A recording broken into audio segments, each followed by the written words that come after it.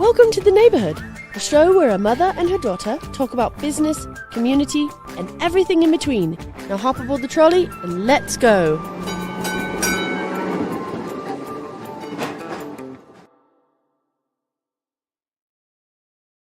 Good morning, everyone. This is such an exciting day. We have very special guests in. I say that a lot. We have very special guests, even when it's just me and Taylor. But today we have not one, but two guests. So you guys did bump Taylor from the show. Yes, we did. So sorry, Taylor.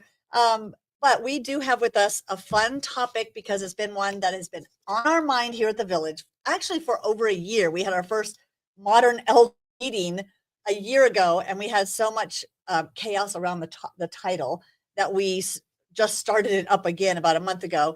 And we have the two co-authors of this great new book that's out. So we have Colleen Stanley, a dear friend of mine, and LeAnn Thieman, another dear friend of mine. And the irony is, I've known these two for what we were trying to say, 23 to 25 years through the National Speakers Association.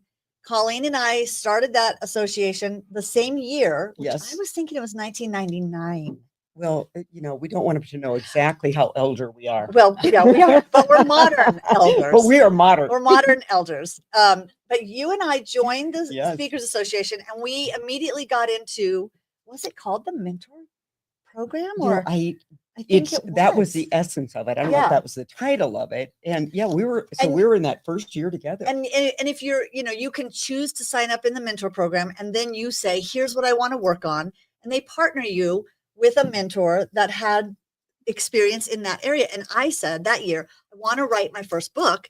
And I was blown away because they partnered me with LeAnn Thieman. So for those of you, I don't know who wouldn't know you, but LeAnn Thieman, you've written over 24 books. Yes. 14 Chicken Soup for the Soul books, which I think we were laughing yesterday because my daughter said, are we the only people that know Chicken Soup for the Soul, or was that everybody knew that because our house had every Chicken Soup for the Soul book?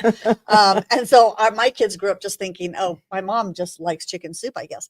And so you've written, you've authored, and the process was crazy to learn about how much work goes into pulling these stories together and really working on those. And Colleen has been a sales guru since I've known you. I mean, that was, you've always been in sales. Yes. Have spoken on sales, have done everything in sales, and written 2 books, also sales and EQ. Right. So kind of how that blends together and works with sales team. And you worked with my husband's team. Yes, Kurt. I think at Service Magic, which is now, went to Home Advisor, which became Angie's. Yes. Yeah. Yes. So and he was great, by the way. So she married a good one. Married up. And married up. And as a matter of fact, when LeAnn and I were working together on my first book, it was called Marriage Mechanics.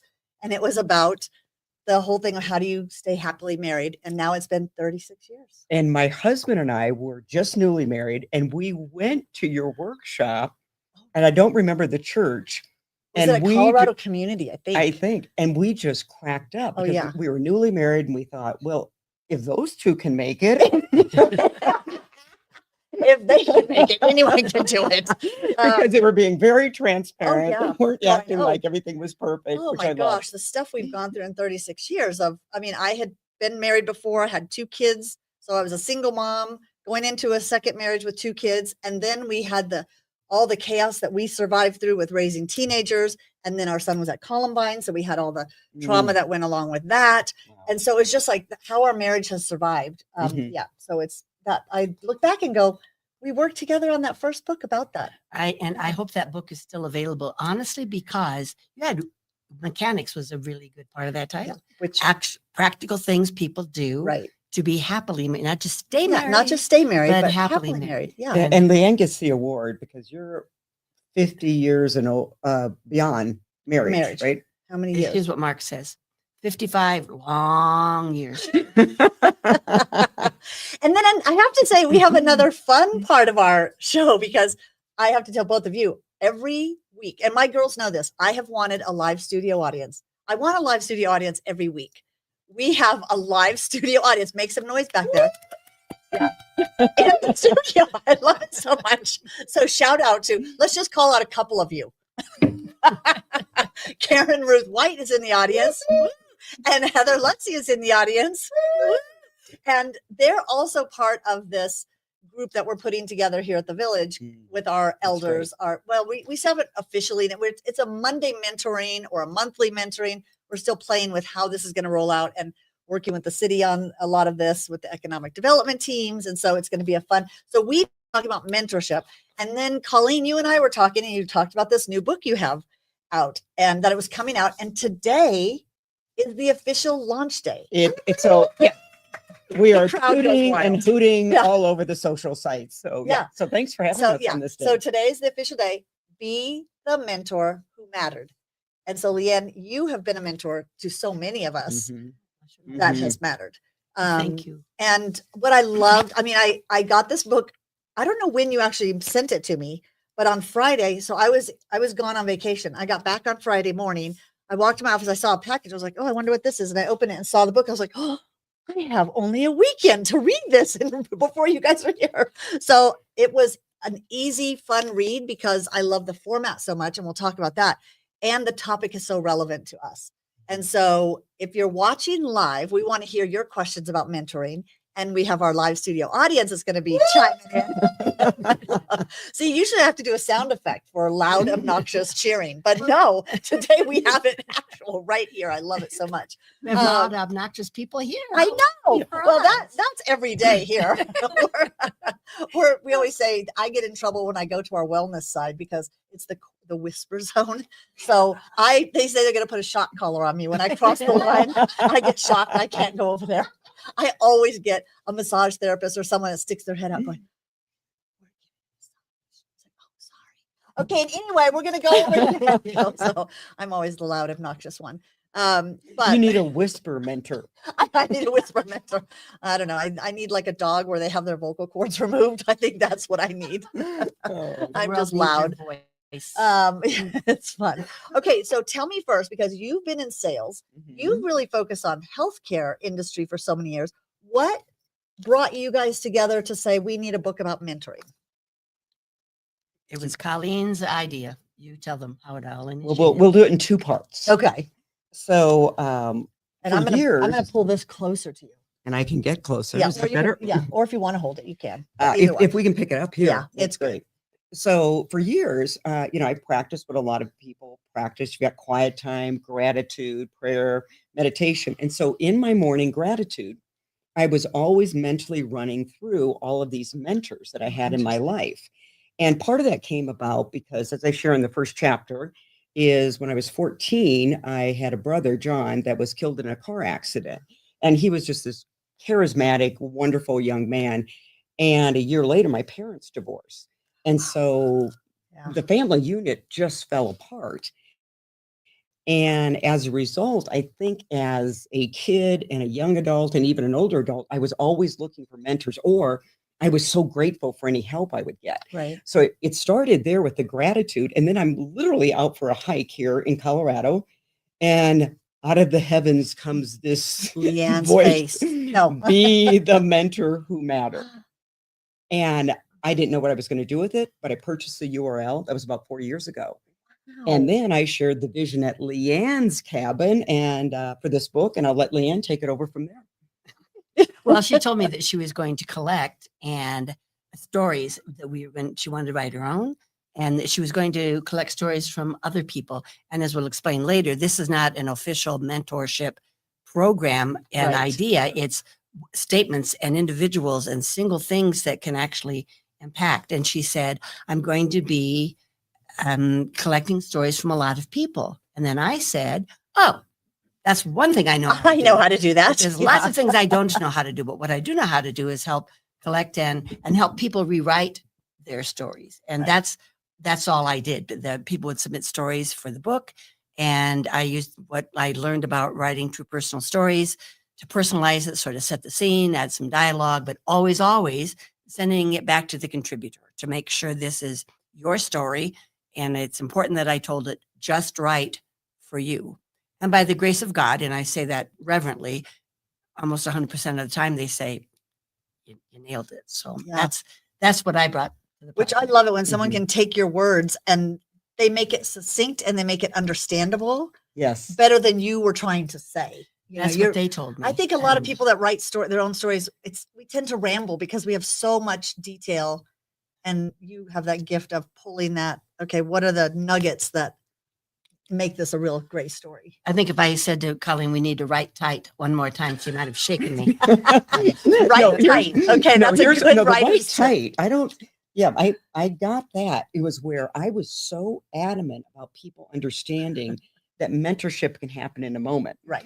And so, LeAnn signed up to edit the personal stories, and then she started looking at the other chapters. She says something like, Colleen, if you mention mentor moment one more time, you're clubbing them. Because I felt so strongly that people think mentorship is a 4-year program, Right. official Or assignment, coaching, yeah. etc. And I had so many moments or one conversation that would change the trajectory of my decision making and We truly said my that life. yesterday. Yeah. And so, but I kind of had it in every paragraph in the book. And so She goes, LeAnn edit that kind a of helped little. with that Yeah. editing. Yeah. Which is interesting because yesterday we had one of our mentor meetings here at the village, and we were saying it's not we were trying to define the difference between coaching and mentoring. And even mentoring, a lot of times people put that into it's this formal program. I mean, we joined a mentor program at the Speakers Association, and that was an official program. We had objectives we had to meet. We had assignments that we were given. So really, that was a coaching Probably and more. mentor. Like I loved in your book that your stories were about your parent, a teacher, sometimes a person that you never have the opportunity to let them know the impact. Yeah. And yesterday, the word trajectory came up. And really just because we like to say the word trajectory. But say that 5 times. Yeah, just say it once and you're good. And but we talked about just sometimes it's those little conversations you have that later you reflect on, or it comes back to go, that was so impactful. And yesterday I was talking to someone and he was saying how this woman had encouraged him to read, who was his age. And when he was in grade school, and he was a poor reader is how he was labeling himself. But she gave him a Harry Potter book. And because she was reading it, he tried to read it. And he said, they grew apart. She went to a different school. He said, I look back and think, she made me want to become like her. Yes. So I suddenly became a great reader. And now he's a PhD. He's gone on to, he's a teacher. So it's like, he said, I look back and go, it was that moment that this young girl in class said. So it's like, sometimes we think a mentor has to be this sage, this older, wiser person, but sometimes it's something someone says to us or an action. So I loved in your book that you have everyday stories, and so many of them were people that may not know the impact that they had. You know what was fun for me in the book? So I have a couple of stories, and it was really kind of moments, one conversation. And so I tracked these people down, which you can do on LinkedIn and with the internet. It's called stalking. It's called stalking. Yes, professional. Yeah. And I sent them the book with a thank you note. And it has been so fun to hear the response, because I don't think they realize what an impact those conversations had on me. And it was, I put in all of them a belated thank you. For some of them, it was like 20 years, but I really wanted to know they had been that. What's that saying? I should have it memorized. You plant a seed, grows a tree. You never sit under the shade. The time to plant a tree was 20 Look it up. years That's ago. your home. Yeah. The second best. So they didn't know today. they planted a seed. Under the shade that they'll never sit. I don't know. Somebody tell us what that quote is. Yeah. Yeah. But that is interesting, because last week, I was on vacation. I was visiting a high school friend, Marianne, that we grew up in Hawaii together. And her father, I didn't have a dad growing up, and her father was like a dad to me. Like, he made us do our homework. He didn't like the boyfriend that I was dating. He would, just little things that made him, I looked up, their whole family was like my family. And I always grew up thinking, I want to have a family like that. Yeah. And I remember one of the books I wrote, I wrote something about him that I just appreciated his role in my life. Even things like at Christmas, he would polish the brass and really loud Christmas songs. And still to this day at Christmas, that's a memory that comes back. And we were talking about that last week, and she said how much that meant that I met him. I did get to go and have lunch with him with Kirk, and we met him in Honolulu for lunch, and I gave him the copy of that book. And I remember he got tears in his eyes. And I mean, this is a man who came to visit me in California from Hawaii when I had my first son. He was like this dad figure. Gosh, that But is to lovely. be able to tell somebody that, sometimes we never get that opportunity. So it's really cool to go, wait, you're sending me a book and a thank you. Yeah. Like that's a cool moment for people. Yes. And I think that when they read the stories, that's one of the beautiful things going to happen with the book Yeah. is people are going to think, I have really someone. didn't know Mm. that person was a mentor to me. And I hadn't really thought through how it's impacted my life still today. I think I'm going to tell them. And I think that's going to be one of the really beautiful outcomes of the book. Which I did love in your what to do at the end when you said, sit down and think about like these moments and write letters to people. And if they're still alive. And the sad part is some of them aren't still with us, but maybe to write that letter to them and just to let them know and, you know, how you felt and evaluating the impact that people have. Because I think that then by reflecting, it makes us realize the impact we can have every day. Absolutely. Yeah. With our kids, and that maybe the trauma that we think that we caused them, Bailey and Taylor, wasn't as bad as we think. Here's some money for your therapy. Yeah, I always say that. My first two boys, I always say, I'm sorry, you were guinea pigs. Yes. I experimented on how to be a parent. And then with Taylor and Bailey, I knew how to mess them up. And I made sure they had lots to talk to therapists about. Yes. So I did. They never waste their money. They always have plenty to say. And so you're welcome. Yes. Some people go to a therapist and have nothing to talk about. I'm like, yeah. Okay. I did write down a couple questions I wanted to ask because your other books were about sales and EQ. Is there some part of this? Did that inspire this? Why mentorship? Was it just that this kept coming back through your sales journey, or?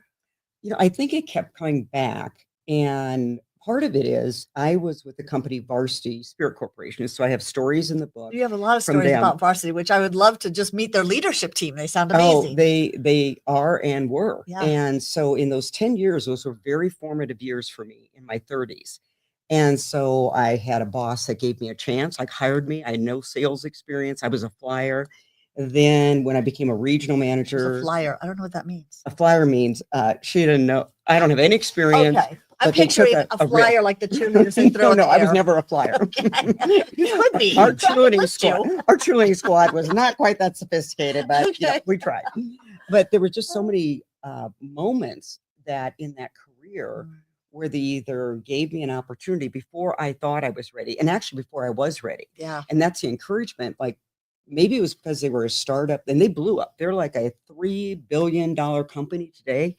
And I believe a lot of it, besides doing all of these great things, design, operations, reading the customer, is because they had this culture of mentorship, not only as the leaders, but even within the sales reps. I tell a very funny story about Betty and LeAnn. And if I can tell it, because these were two women. Again, when you're in a startup, you get a lot of opportunity, but you don't get a lot of training and coaching. There's no time for it, right? So I found these two women in Georgia, Betty and LeAnn. And by any definition, they are a couple of tough old broads, right? I mean, like Lynette could take a cigarette and she could make that thing last a minute, right? And so they looked really tough on the exterior, but in the interior, they were so kind. So I'd call them up and I'd have a coach mad at me, or I didn't know how to handle this or how to sell this. Young, sweet Colleen. Oh, yeah. And I usually got Lynette and she'd go, hello, darling. How are you? Oh. Lynette, pick up the phone. Our girl's got herself in trouble again, And these women, my peers, would give me 10 minutes, 20 minutes, 30 minutes. They weren't getting paid commission. Nobody knew I was bugging them. That's what makes great companies. When you've got people with a servant's heart. How do you do you think that was just truly the leader? Because they didn't have a formal mentor program. How do you instill that in a culture within your company?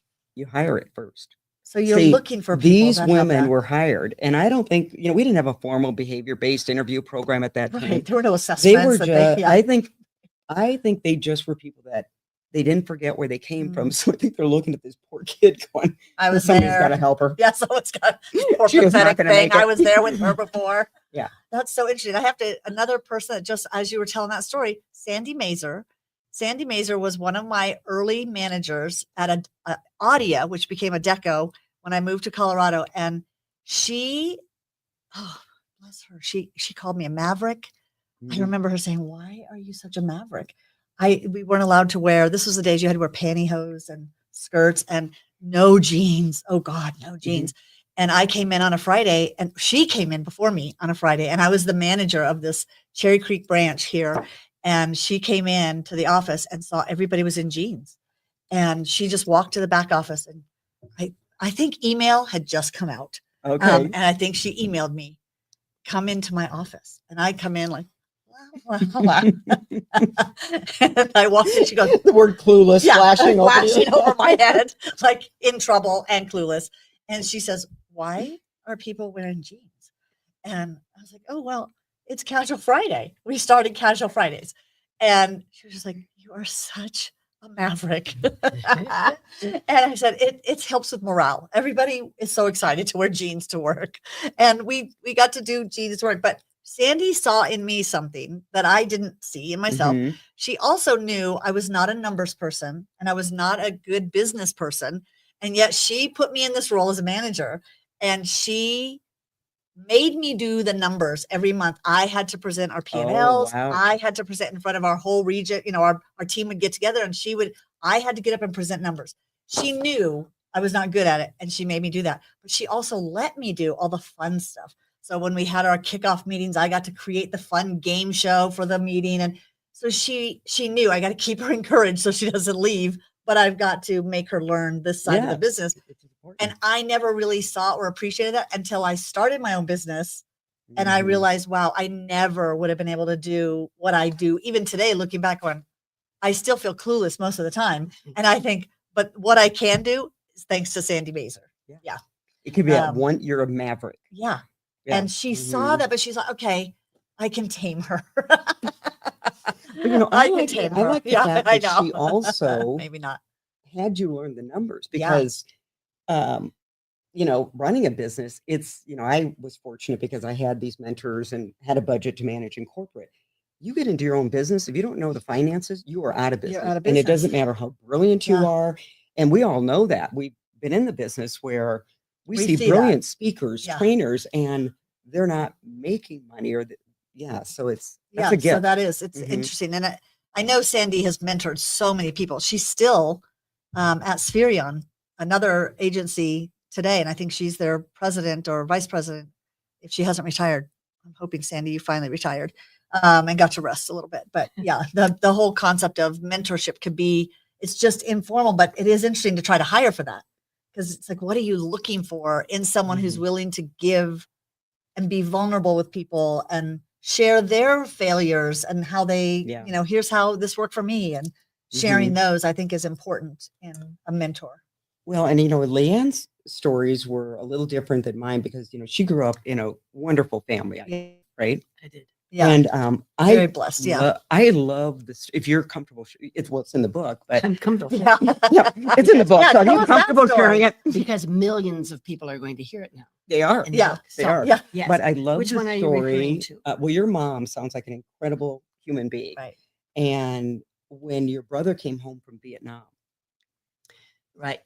My brother lost his right arm and part of his leg and some of his hearing in Vietnam, and came home and did fine for a while, and later in his life had to seek some serious counseling.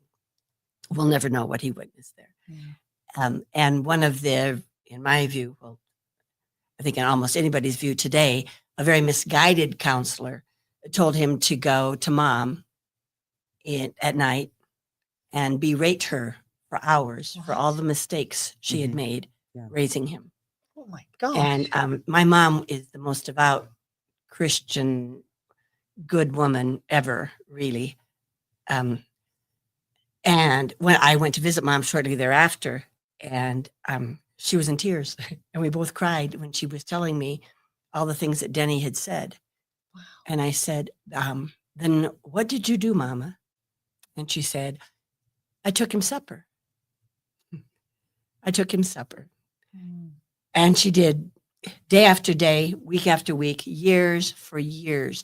And here's the lesson. And you'll see at the end of every story in here, we have this mentor taught me. And what my mother taught me, and which I try to share with the world, is she loved unconditionally. Yeah. And there's one more word I add to that, and that is she demonstrated that love unconditionally. Mm-hmm. I think sometimes if we are apart from people or angry with a friend or a family member, we can say, well, I still love you, but you're never coming to my house again. Or Right. Of course I love you. You're my sister, but I'm never going to speak to whatever. Mm-hmm. There was nothing anybody in this world could ever do that would make mom withhold the demonstration of her love. And I think that is one of the best messages for the world. So I'm so happy it's in the book. I love, and when you asked for people's stories, did you say, tell us the story and then give us what lesson you learned? What did you take away? We tried to, yes. Because and very often they knew, that. and sometimes they didn't. And so then it's in conversations and many emails. So you had Sometimes to go back. we had back and forth. Tell me about the lesson. Well, he's a great mentor. Gotcha. And in what way else did you learn? specifically? I'm a better leader. Wonderful. And so, yes, we did help them we extract their lesson from it, which was also pretty wonderful sometimes because it allowed them to think it through and realize that I hadn't really thought about how specific that it away. was. Yeah. Because I love at the end, each one has the lessons learned. What did I learn from this? Or what did I take away from this experience?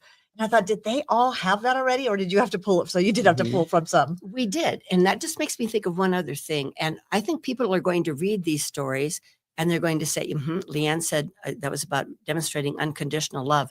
But what I learned from writing chicken soup stories, and I think as professional speakers, and I know we have some in our rowdy audience today, sometimes, we give, there you go. we give a presentation and we leave the platform and somebody said, thank you for talking about gratitude. I didn't say that. Thank you for the message of hope. I didn't say that either. So I think people are going to read these mentorship stories and hear what the contributor and we help to see was the message.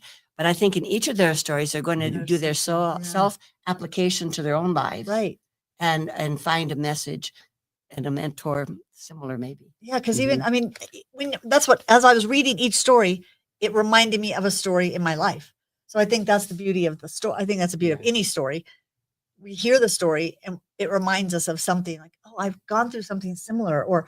And then we start reflecting on what did we learn from that? Why was the story so important or impactful for us? And I think it is interesting. We talk about it here all the time, the power of community. Because here, that's what makes the village different. I always say we wrote a chapter on it. Yeah, I know. And the storms that really wear down community. And you talk about the 3 storms that erode community. And it's something that, again, we talk about here all the time. And I'd love to hear the 3 storms, because one of them I know is technology. One is the loneliness, people working remotely and. Yeah. So there's really the breakdown of community and in 3 ways, and no judgment here. It's just the facts, right? Yeah. And so, you've got planes, trains, and automobiles. So a lot of people don't live by families anymore. Right.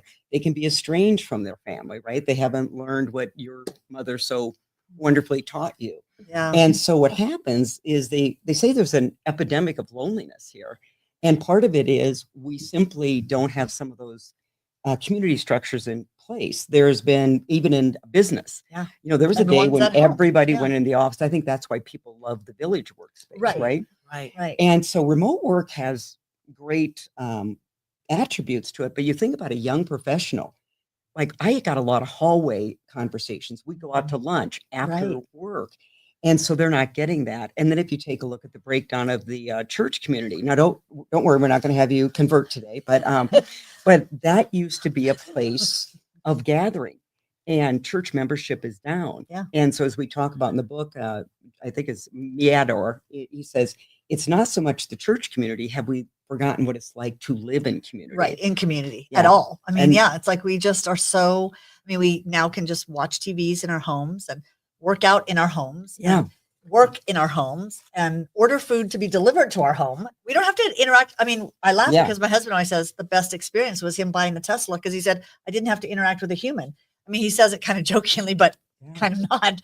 Today we can do so much without interacting with another human. And some people mistake social media as being a community. Right. And, And those are their friends. Finally, the media is slowly, but eventually, Mhm. finally, Yeah. and there's research out there now that the general public can hear that actually that's a breakdown of community, which I think is Yeah. also a point that Colleen put out Yeah. in the It's book. very true. And the scary part is now with AI, there's this device called the Friend, and you Yes. wear it and you can have conversations and it's recording stuff for you. So you can say, who did I talk to earlier about this, or who quoted this, which sometimes I think that would be so helpful just to have a little device to go, okay, somebody told me something, or where did I put that? Whatever, somebody's Yeah. reminding me. But now the frightening thing is these AI relationships can come in and people can mistaken those for real relationships. Yeah, there was just an article on it the yeah. other day in the paper. There's been a lot of scary stories Yeah. around it. And that, when you talk about the storms, the second one we talked about in the book was the unintended consequence of social media and Right. technology. Yeah. And so there's a great book out there by Dr. Jonathan Haidt, and it's The Anxious Generation. And so it's talking about this increase in depression, anxiety that they didn't know at the time was connected to smartphones getting the camera, right? So you've got the scrolling and rolling, the comparison And game. you have the Right. But the one that got, Yes. we list a few of those things in the book. However, the one that, especially in our world, I felt like we were getting more self-absorbed. Yeah. So it's, whenever I post on LinkedIn or Facebook, what's my motive? What's behind it? Because self-absorption means you're not other absorbed. Right. And you're so absorbed in your own problems, hitting your own goals. And so as a society, we've become very self-absorbed. So we're not a helping society anymore, which then is lending itself to less happiness, because Harvard Business Review has had a long time study that says number one factor to happiness is community and relationships. Having and a friend at work, they say, Mhm. is one of the top indicators of, I look at them. Oh, there's a love fest in the live audience right now. Holding hands, they're singing, they're swaying back and forth. I agree. I look at here and go, it's the friendships that you look forward to coming into an office where you know someone. Yeah. And I think young people especially, don't have that. And it is really a sad. They don't know that they're missing it. Right. Yes. They haven't experienced it. So Yeah. it's not like they're thinking, gosh, I wish I could be in a place where they don't even know what they don't know yet. Right. That's our job. Isn't it? Yeah. I think that's what part of we're all responsible in the world to help mentor people, just to make the awareness. Right. Yeah. Of how And important that is. it's going to take different leadership in business. Yeah. Because they have got to quit these meetings where everybody comes in and they got their laptops and then they put their phone here. Yeah. Because, you have to have it. It's like a command and control center. Which I love. Yeah. You talk a lot about like Jamie Dimon's rule of no cell phones and, the CEOs are finally getting smart. Like, you have a meeting.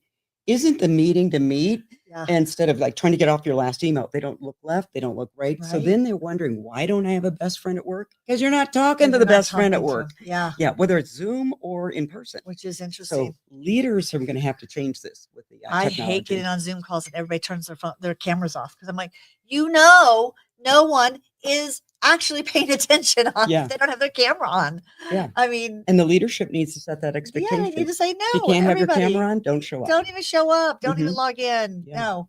Sounds And tough, but that's a tough love mentor. I do remember days where you were not camera ready and you had to be on a video call and you're like, oh shoot, what do I do? And I used to say, just smear some cream on the lens of the camera so that's just look great. I don't know what's wrong with my camera. Oh, thanks for that. That's a good tip. Hot tip when you're not looking your best. Just smear it, and you're like, it's not a filter. I tried to fix my camera. I don't know what's wrong. See, we're learning You're every learning day. hot tech tips right here in the seat. My tech mentor. Which is just so funny, because I think that is so many people just turn their cameras off and you're like, you're not even paying attention. You're probably doing email on your other computer over here. They know they are. And then I can't figure out why we don't have teamwork or employee engagement. I mean, this is not hard stuff. Yeah. I mean, that is, this is not hard. It's interesting to see that even in here, the teams that come in together, sometimes you don't see them interacting much, and I'm like, oh gosh, we do these member mixers on Tuesdays for a reason. Like, come out, chat, connect, make a friend. Yeah. And I mean, just sitting in a cafe, you use your eyes, use your eyes, see make a some eye person, contact. pull them over. Hey, I loved yesterday. Karen kept saying, I've never met you, and introducing herself. And it's like, it's like you meet people you have to reach out and you have to put yourself out there and say, yeah, I want to get to know you. Or which is really fun. So yeah, I think those are really important things to identify in not just our work, but sometimes in our families. Yeah. Just how distant. I mean, we all have seen it. You go in a restaurant and the parents sit down and their kid gets an iPad and they're just, keep them quiet. And it's like, oh, that just breaks my heart because I go, they're not going to learn social cues and how should you behave in a restaurant? And, let's connect with one another and have a conversation instead of let's all have our own little time on our phones. And thank the wait staff. And make eye contact with the wait staff. And be grateful you get to go out to eat. My gosh, that was like a big deal when we were kids. Yeah, parents let you go. It happened twice a year. It was like, and it was always a buffet. I still don't like buffets. There was 8 kids in our family. That's and then you're gonna do 4 buffets, and then you guys eat off this plate. Exactly. Well, it's funny because I was thinking, the Dr. Rick commercials. I think it's for Geico or Dr. Rick. He's always trying to help young people who are becoming their parents. I love those. They're so funny because we always go, okay, don't do a Dr. Rick moment because Kirk and I both get in trouble, but he does the dad jokes with waiters, and our thing is always we want to get to know the waiter's name and we want to take a selfie. We want to take a picture with the waiters. And our kids are like, you guys need Dr. Rick. You guys need an intervention. Because you guys have taken it the other way. That's wrong. Right. You don't need to talk to every waiter and get to know them. So sometimes you can get in trouble with that. But I do. I love that. And what tips, what are the steps that we can take individually? Because again, as a company, this doesn't have to be a formal program, but like steps that we can take to start incorporating more of a mentor culture into whether it's an organization, whether it's individually, whether it's, in our families. What are some tips for us? Well, you addressed that. You wrote some excellent last chapters. And that's exactly what it was. But we wanted to make a distinction. There are a lot of books out there are how to be a mentor. Right. And we wanted this book not to be a how to be a mentor book, but for people to be inspired by the stories to be one. But Colleen did an excellent job at the end of the book of giving people ideas and starters of how to do that. So one is do a time audit. Because there's 2 things that we addressed in the book. One was there's a myth that I need to have a big title, big office, big accomplishments to be a mentor. You do not. Interesting. Yeah. You do not. We've got examples. You can be a tough love mentor, an encouragement mentor, a spiritual mentor. So quit worrying about the degrees and titles. Right. Okay. Right. But then the second one is have a time audit because everyone's busy and we live in an overscheduled world, right? A little bit of that's due to the tech. And then plus, let's be realistic. You've got the sandwich generation, aging parents raising kids. However, I'm going to challenge everybody listening today. We all have 30 minutes in a month. We all have 30 minutes every other week. And so tack it on to something else. For example, what the National Speakers Association has done for years is when we've got these great speakers coming into Colorado because we have a good chapter, you go out to the airport and pick up that speaker. Oh, yeah. Do you know how much information you can get in 45 minutes? Yeah. Picking them up, taking them back to the airport. Getting to know them, hearing their stories. Yeah. If you work out, invite a mentee on a hike to the gym. Tack it on to something. That you're already doing. Yeah. At companies, you could have a panel. So I know one year, and it was at the National Speakers Association, they had a panel of speakers. And so we're all looking very polished. We're all pretty doing well in our businesses. So, you've got these aspiring people and they're looking at the glory, but they haven't heard the story. So we all told our stories of where we screwed up. And I mean, one woman had her skirt fall off at the beginning of a presentation because the zipper didn't go up. One, I think, fell off the stage. I had one where I showed up and I thought it was going to be this big marketing talk. One person showed up and I am going to deliver. Yes, and you would have thought I was the female version of Tony Robbins or something. And here's this one individual. Oh it turned out it was at it was awful. So they never hear the story behind the glory. Right. And sometimes even having veterans of anything say, here's the story and you will make it. That's a resiliency mentor. Oh, I love that. Telling those stories. So there is ways to fit this in and dispel the myth that you do not have something to contribute. If you've lived life, if you've lived through pain, you can call it, you ever heard of PIPs, performance improvement plans? Yeah. Well, guess what? You can have a pain improvement plan because you can take pain that you've worked through, that you've learned from, and you can teach others. I love that. Mhm. I remember working with an organization and I said, what if you were to take a video for each person in your organization, and the video that they have to create is just, what do I know now that I wish I would have known when I started? Yeah. Because everyone has that beginner story of, if I only knew then what I know now. And if a new employee, if I could hear those stories, how rich that would be for education. It's called doesn't- hope. Yeah, exactly. You know There when is hope people for give me. up in life Right. is when they don't have hope. You They start don't have seeing hope. hope, and all of a sudden you're like, well, they can. Yeah, they can do it. They got I through can do that. Which I do say that a lot. Going, okay, wait, if they can still be in business, I can do this, Yeah. Right. After COVID, you're going, okay, if we survive that, we can do this. Yes. And I think that is that hope that you need to hear the story, though. To Yeah. me, the power of telling stories, and which came up yesterday as Karen and I Mhm. were sitting there, we were saying, somehow as a mentor, just the ability to have somebody come and they want to hear your story of, have you ever gone through this? Here's what I'm going through. And Mhm. you share that story with them does give hope. That, Yeah. is helpful. And I think setting the 30 minutes aside, everybody does have 30 minutes, and that's so important. And some of my stories were not even allocating, setting aside time so much, but just it just popped in my mind now in having conversations with people, introducing Mhm. yourself, and just speak your truth. Yeah. Because Yeah. sometimes when you just speak, I had a hard time with that myself once. And Yeah. just speaking your own truth around something, it can be, some of the lessons in there are one line conversations. Can I tell one more? Yeah. Just popped in my yes. mind. So I'm a nursing student, and I went to my instructor, brand new. I'd never been in a hospital at all. And I went to my instructor and said, my patient doesn't want to walk today. It had surgery yesterday and it hurts too much. He doesn't want to cough. It hurts his incision. So we're going to wait till tomorrow. And Mrs. Gowdy said, one line, LeAnn, don't kill him with kindness. And I have applied that to so many things. And she had no idea. I mean, how many would don't kill years them ago. with 5 Mhm. words? But I've applied it to my child rearing. I applied it to a friend of mine who is 31-year-old son is still living in the basement because she's trying to be so kind. And I just think Mhm. sometimes it doesn't even take time allotments, and that's Yeah. you're brilliant, and we should pay attention to taking those time. But I think when people speak their own truth, Mhm. that we can inspire other people. Yeah. Yeah. I love that. Yeah. Mhm. And I think I think we have to hear, I think most of the time we think, if I'm going to be a mentor, I need a program.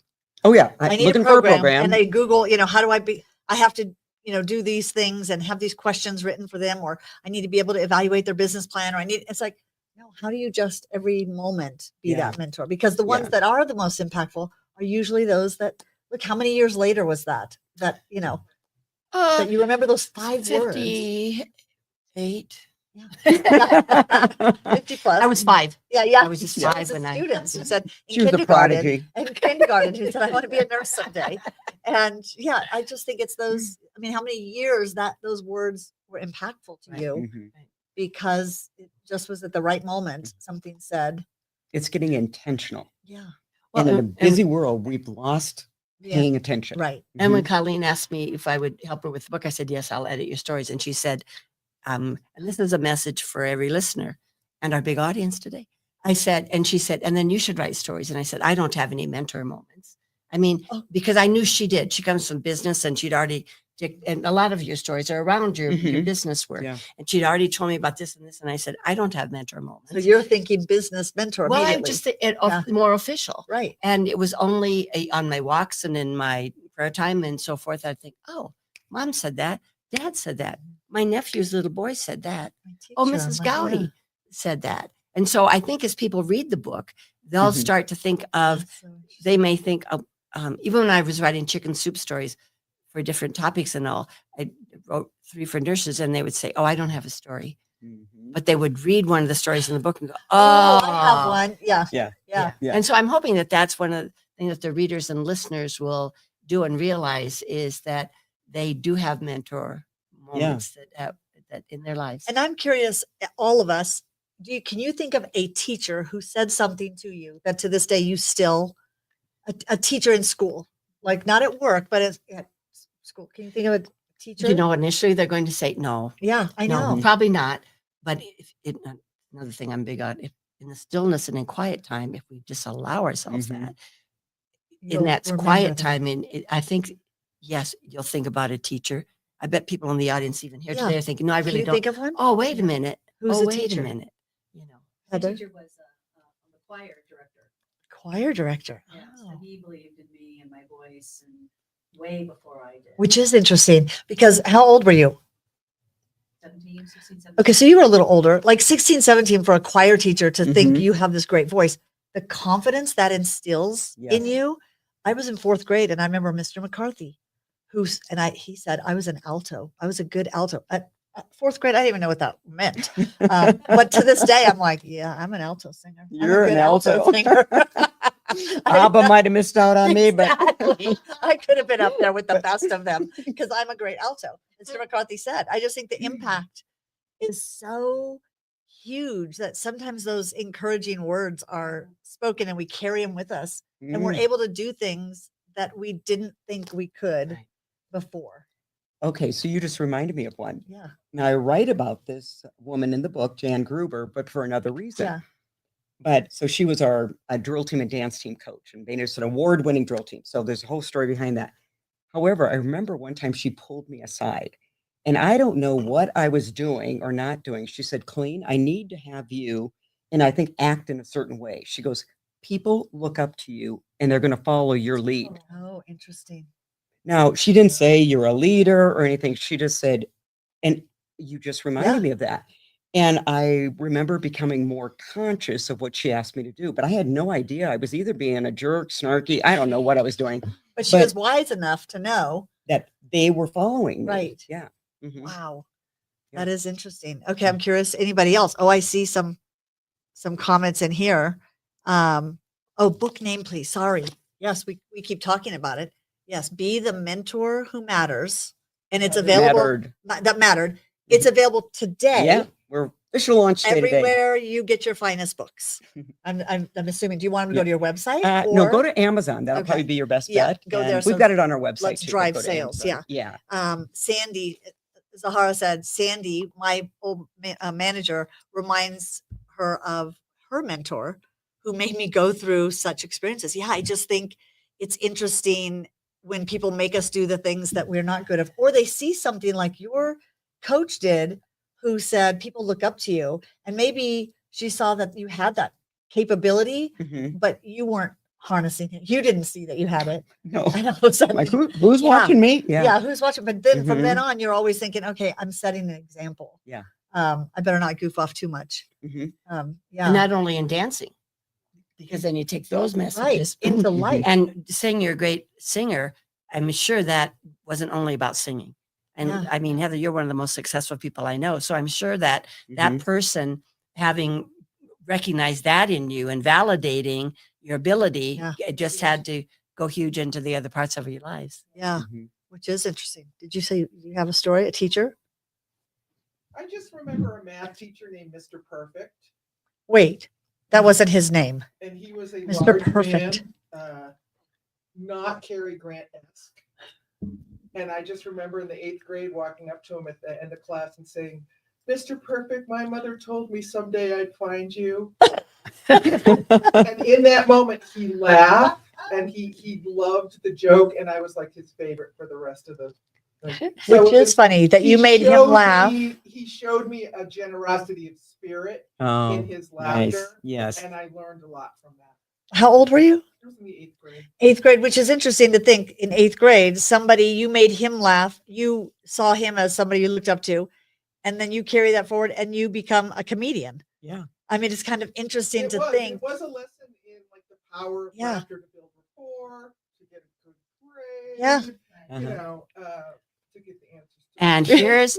here's another part of your story. I wonder if you recognize somewhere, Mr. Perfect, when somebody's saying, was there ever a moment, a mentor moment to you? And he said, you know what?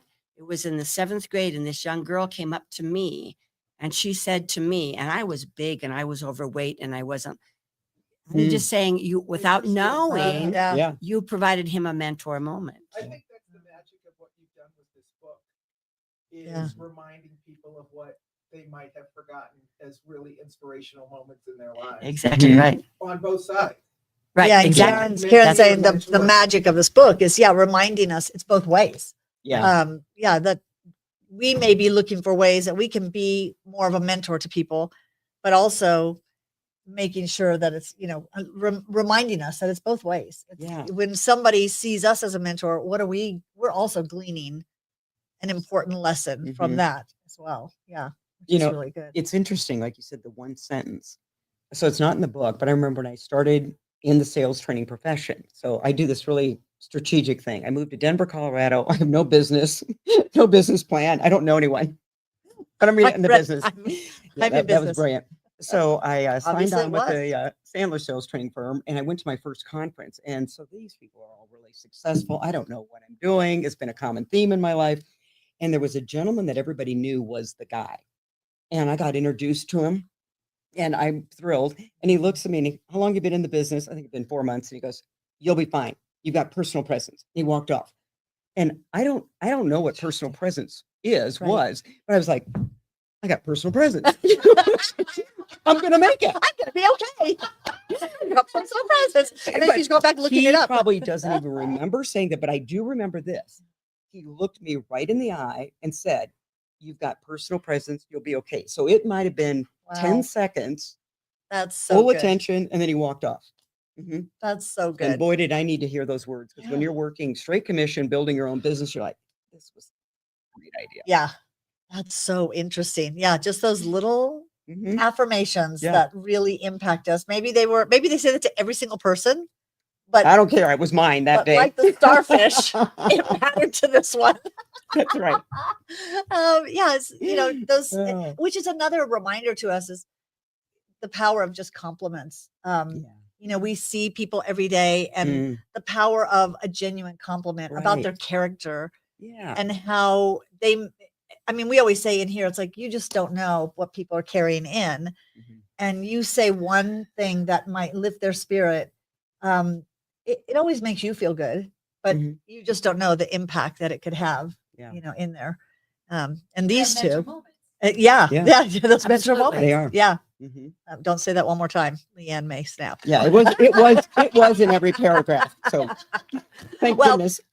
As we wrap up, because this is just such a great conversation. I'm always, usually we end with like something that's your favorite. And this is going to quickly be, if I hold it straight, I think a favorite book. It did remind me a lot of the format of like Chicken Soup, because each story, and there were a couple people in here that I know. And so it was fun to read their stories and get to see that side of that person, and just you kind Mhm. of smile and know that the importance that made in their life.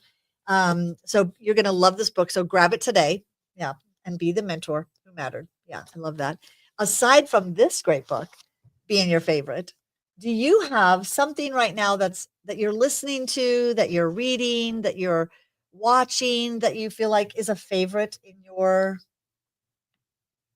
life right now? The book, maybe this is about mentoring. The book I am reading right now is Women of the Bible Speak by Oh. Shannon Breen. Oh, Mm. wow. And to read that, she takes an individual woman, some of them known and some of them not very well known in the Bible. And sometimes it's only with a couple of lines about them in the Bible, but the lessons we can learn from it, those must be mentoring moments. I hadn't know thought that about is until interesting, because just why now. are they there? Yeah, yeah. Somebody thought they were important. Yeah, enough to exactly. put in there. Yeah, and it's a wonderful book and of application to our lives today. And you're thinking, well, what could that's 3,000 years old. Yeah. But the application That's a great of our one. lives. That's So a that good would one. be mine currently. Good. How about you? I would say there's two. The Second Mountain by David Brooks. And he talks about, and I think that's what we're talking about in this book, although you can mentor at any time, 20, 30, Right. 40. But he talks about this second mountain. And Reverend Richard Rohr also has a book called Upward Falling.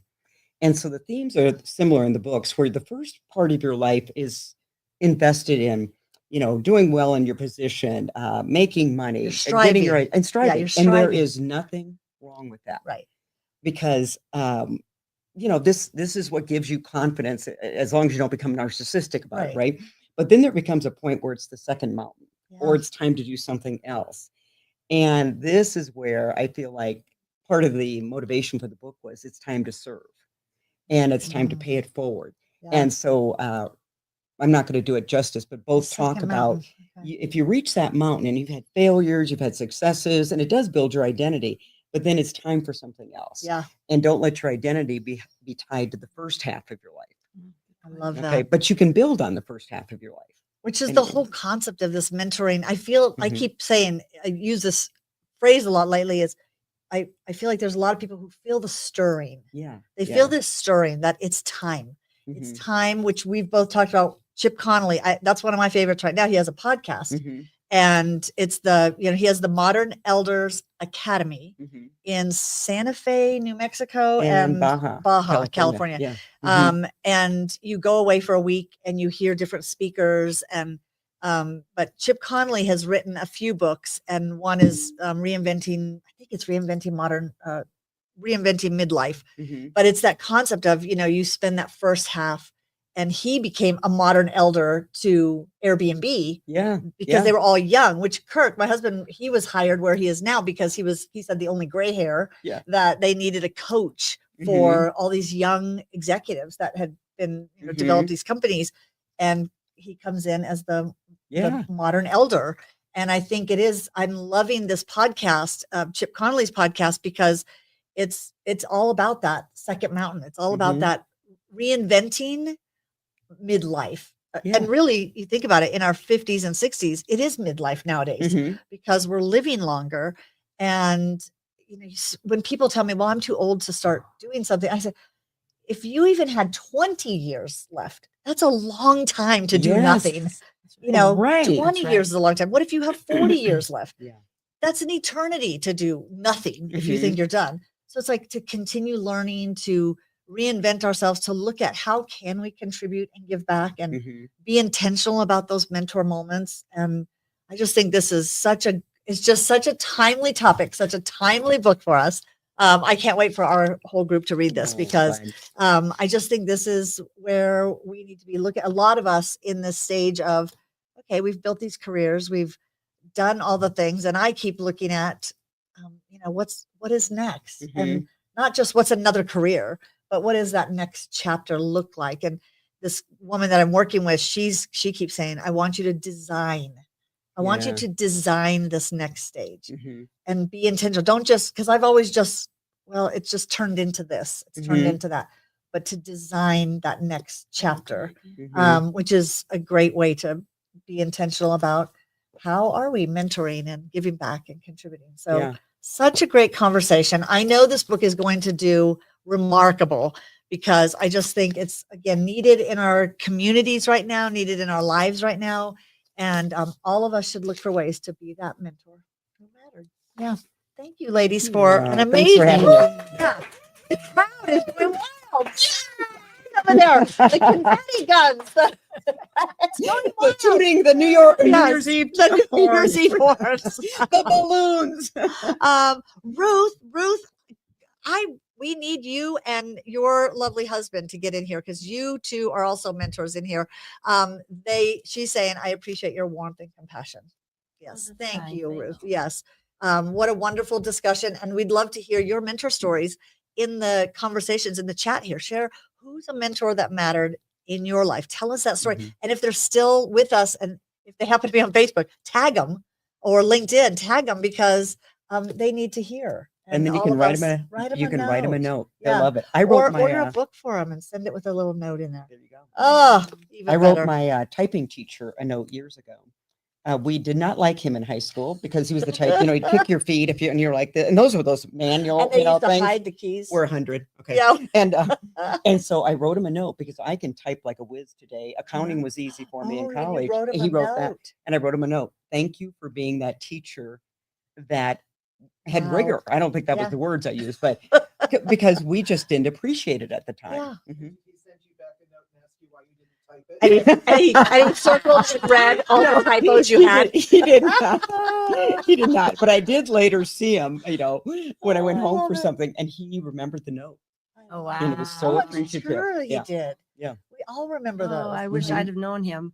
After 20 some books, I still type 20 words a minute. Oh, do you? Totally. Oh, well, now you Never need to just learned, push the never learned. microphone You and you needed need to Mr. do Wedeking. dictation. Yeah.